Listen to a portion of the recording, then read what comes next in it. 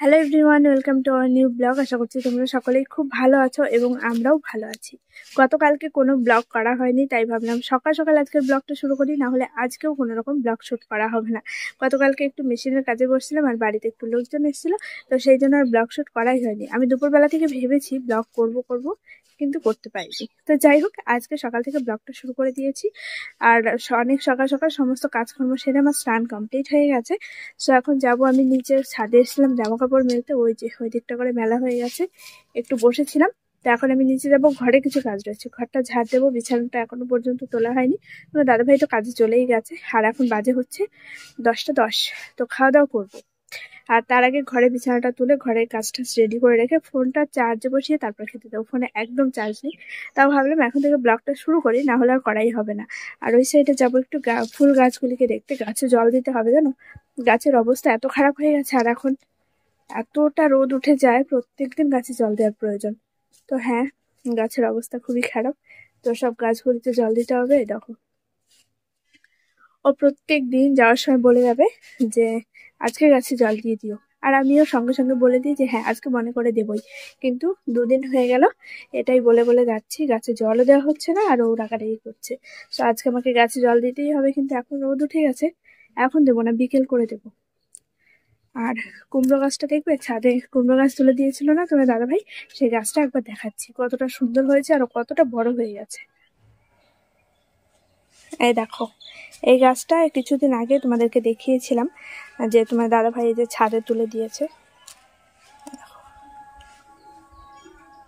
ওই নিচ থেকে কতটা বড় হতে হতো। আর এই দেখো সিম গাছগুলি, জাস্ট দেখো, এখনো পর্যন্ত প্রচুর পরিমাণে সিম হয়। আর এই যে কুমড়ো গাছটা অনেকটাই বড় হয়ে গেছে, ছাদে উঠে গেছে, আর এখান দিয়ে এখন সুন্দর করে একটু চালা করে দিলে না খুব সুন্দর হয়ে যাবে।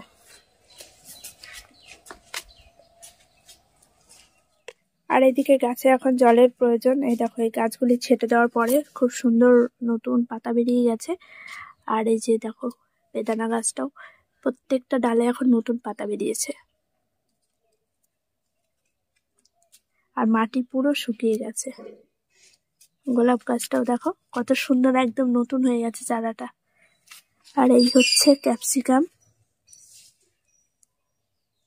আর এই গাছটা জাস্ট দেখো কতটা সুন্দর।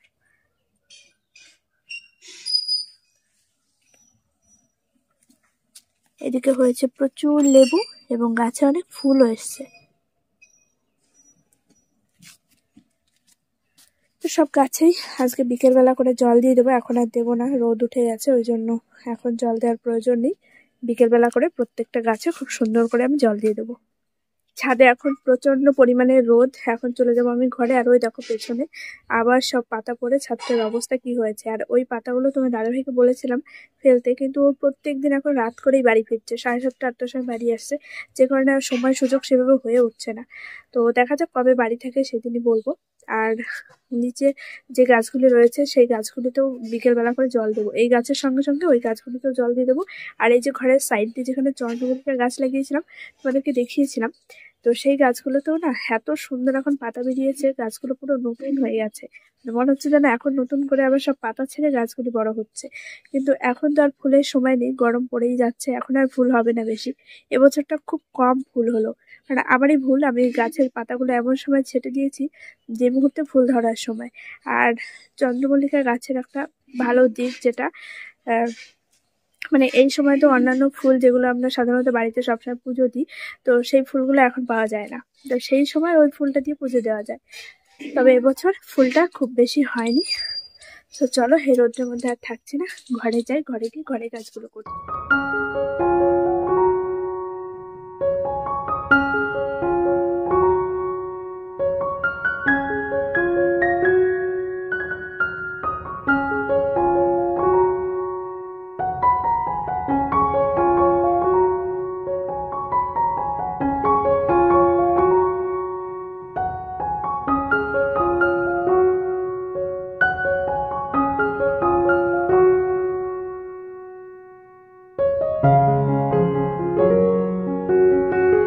ছাদে এতটা বেশি গরম, আর ঘরে আসলে সঙ্গে সঙ্গে চাদর না হলে সোয়েটার কিছু একটা গায়ে জড়িয়েই নিতে হবে। তো সেইভাবে এই যে চাদর জড়িয়ে নিয়ে বসে পড়েছি। আর ওই যে ওয়ার্ড্রপটা খোলা দেখতে পাচ্ছ, যে মাছের খাবারটা ঢেলে নিলাম, এসে ঘরটা আগে ঝাড় দিয়ে নিয়েছি। আর এই যে বিছানাটা ওইদিকে তোলা হয়ে গেছে। প্রত্যেকদিন তোমার দাদাভাই এখন বলে বিছানা তুলতে গেলে কিন্তু সাবধান, পা আবার ঢুকিয়ে বসো না। তো পায়ে মানে প্রচণ্ড ভুগছি, পায়ে অনেকটা পরিমাণে ঘা হয়ে গেছে।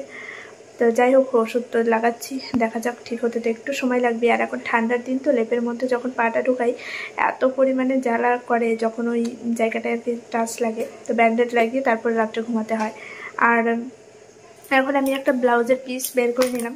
ব্লাউজ ঠিক না, এটা দিয়ে আমি একটা চুড়িদার তৈরি করেছি, তোমরা দেখেছো।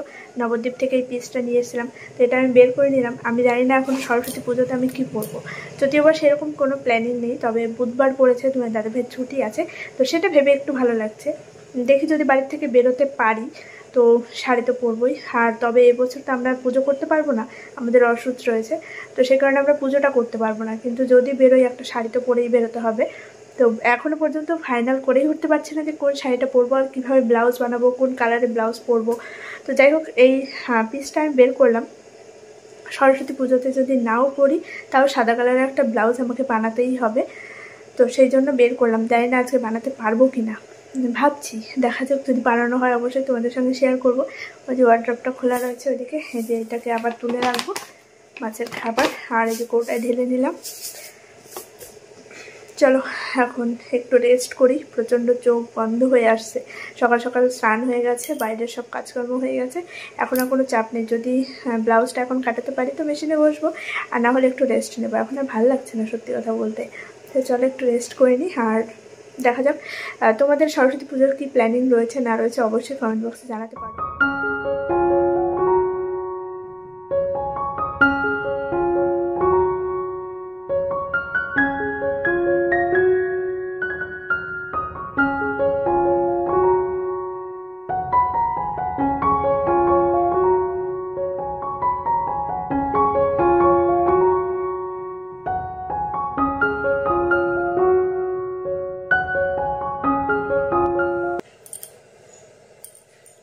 সরস্বতী পুজোর আগে যতগুলো অর্ডার ছিল সব অর্ডারই আগেই কমপ্লিট হয়ে গেছে, শুধু এই ব্লাউজটাই লাস্ট বাকি ছিল, তো এটাও আজকে কমপ্লিট হয়ে গেল।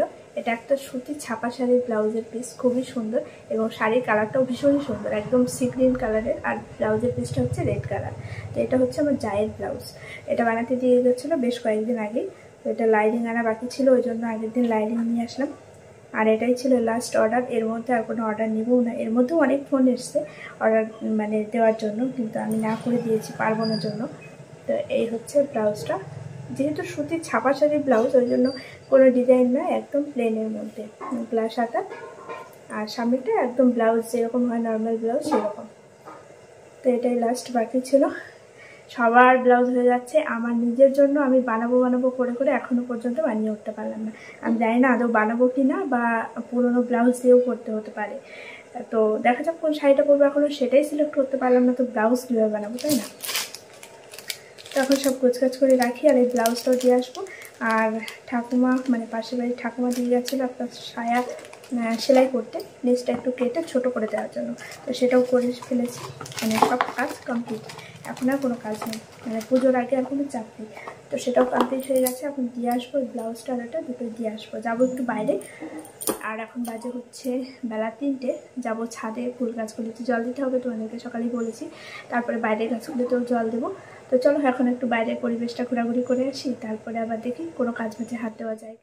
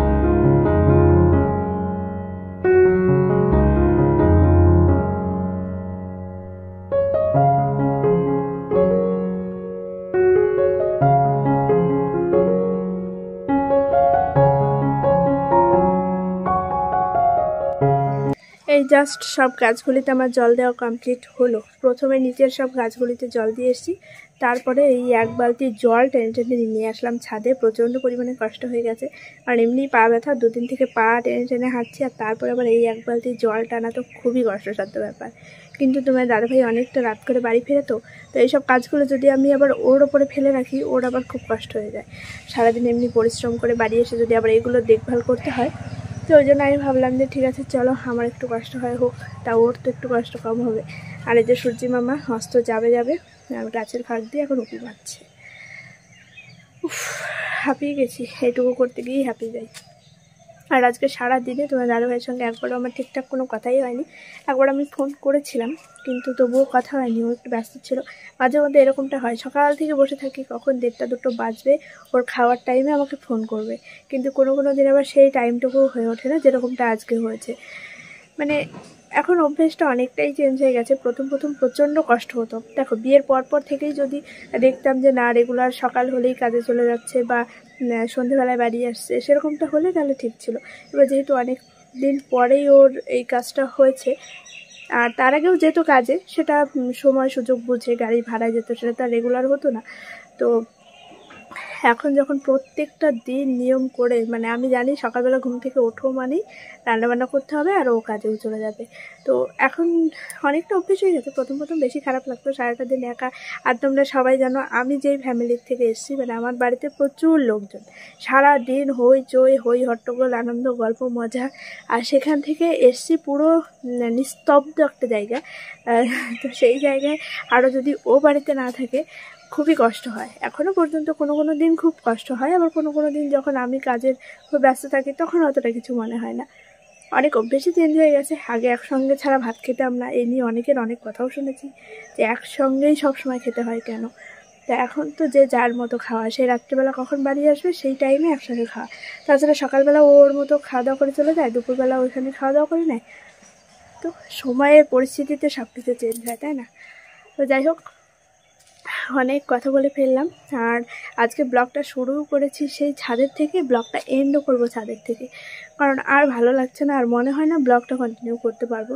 রাত্রে যদি পারি অবশ্যই ব্লগ কন্টিনিউ করব, না হলে একটু অন্যরকম প্ল্যান আছে। আজকে একটা অন্যরকম ভিডিও বানাবো, সেজন্য ভাবছি এই ব্লগটা এখানেই এন্ড করে দিই।